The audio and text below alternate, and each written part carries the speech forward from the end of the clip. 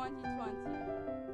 The graduation commencement ceremonies usually take place as a memorial ceremony to celebrate and cherish a very special journey of our life.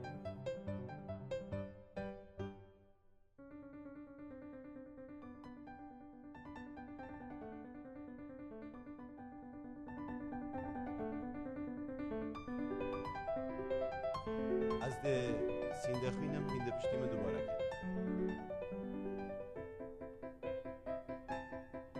سینده بخدای مزلو دلووان دنگی ها نه دوباره کن پشتیم. سینده بخدای مزلو دلووان بخاکا کردستانه بخوینا شهیدان به همی بیروزی ما